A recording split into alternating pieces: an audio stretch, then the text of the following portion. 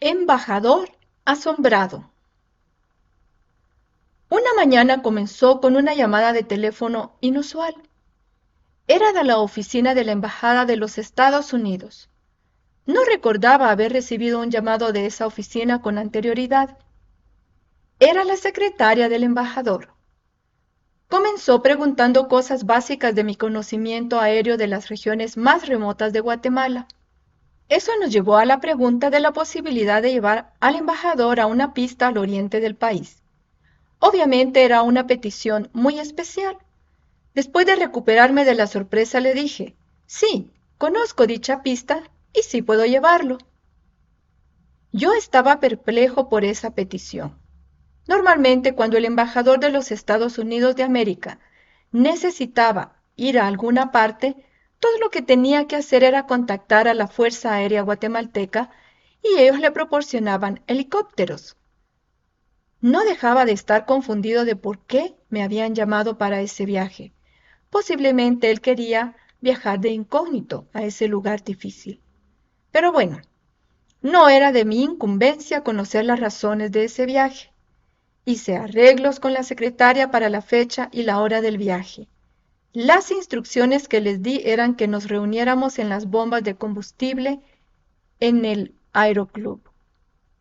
Mientras tanto, necesitaba calcular cuidadosamente la cantidad de combustible para volar a la pista.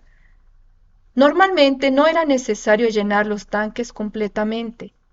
En ciertas ocasiones podría hacerlo si estaba planeando un viaje largo o transportar combustible a alguna de nuestras bases en las montañas. En esta ocasión, era necesario considerar muchos factores adicionales: distancia aproximada, clima y dirección del viento, peso de los pasajeros y equipaje, tiempo de vuelo, incluyendo una pequeña reserva de gasolina por cualquier emergencia. Finalmente, la longitud y condición de la pista, si era de superficie dura, grama, lodo u otros obstáculos. Ser negligente en considerar cualquiera de estos factores podía ser fatal. Llenar el tanque con la cantidad correcta de gasolina era un desafío, ya que los medidores eléctricos de gas en estos aviones eran notoriamente erróneos. Nuestra organización hermana, MAF, había inventado una manera excelente de medir la cantidad exacta de combustible dentro de los tanques de los modelos Cessna 180 y 185. Esos aviones, cuando están estacionados, quedan en un ángulo con la cola más abajo. MAF había diseñado un pedazo de aluminio que se metía en los tanques con líneas marcando la cantidad de gasolina. Yo podía subirme arriba de las alas donde estaba el tapón de combustible y meter este pequeño pedazo de aluminio en el tanque para obtener la cantidad exacta de gasolina que había dentro.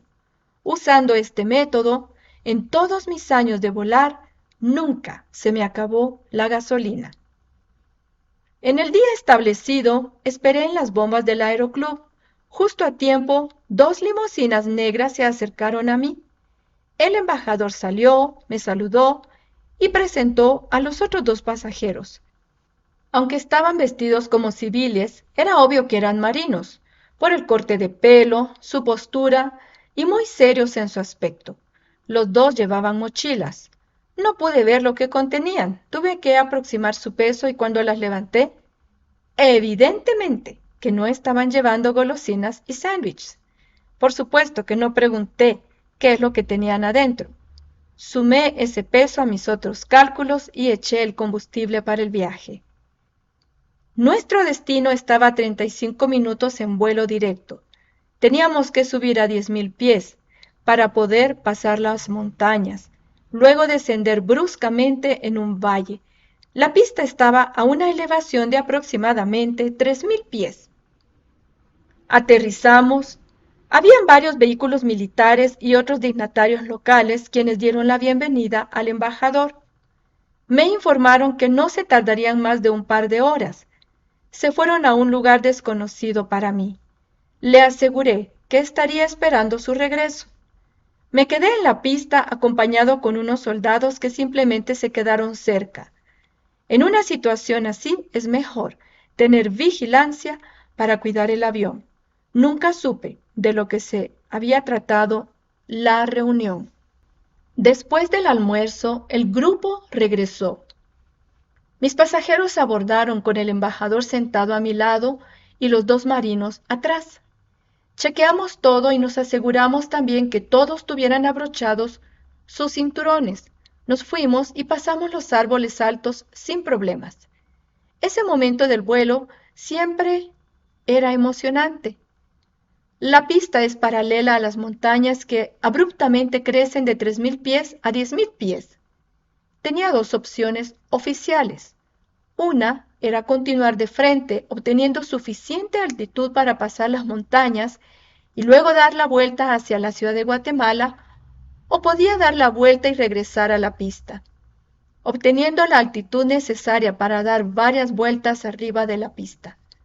Ambas opciones obligaban a tomar más tiempo y quemar más gasolina, de la cual con mis cálculos no había suficiente, entonces no era aconsejable ninguna de las dos opciones.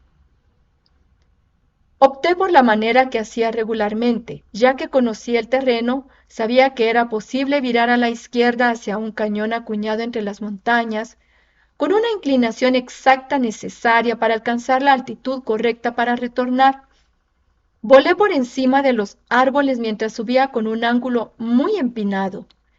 Este cañón nos dirigía con seguridad hacia arriba. Yo sabía, pero mis pasajeros no. Pronto noté que el embajador estaba agitado y poniéndose muy nervioso. Asumí que era la subida empinada sobre los árboles. Pronto ya no se pudo aguantar. Agarró mi brazo y nerviosamente apuntó hacia los indicadores eléctricos de gasolina. A ese ángulo se mostraban vacíos. Temblando me preguntó, ¿tenemos suficiente combustible? Asentí con mi cabeza. Sí, tenemos suficiente combustible, no se preocupe. Le expliqué que estos medidores no eran confiables y que personalmente había chequeado los tanques para asegurar que tenían una cantidad de combustible suficiente para regresar. Justo en ese momento se dio cuenta del cartel que yo había pegado debajo de los medidores de gasolina. Este motor puede fallar, pero Jesús nunca falla. ¿Esto es la verdad?, me preguntó. Asentí con una sonrisa y entonces se relajó un poco. Cuando llegamos a la ciudad de Guatemala, le conté la historia de cómo el Señor milagrosamente salvó nuestras vidas cuando el motor falló. Me escuchó muy atentamente, solo moviendo su cabeza. Nunca lo volví a ver, pero oré para que se le quedara la parte donde le hablé de Jesús.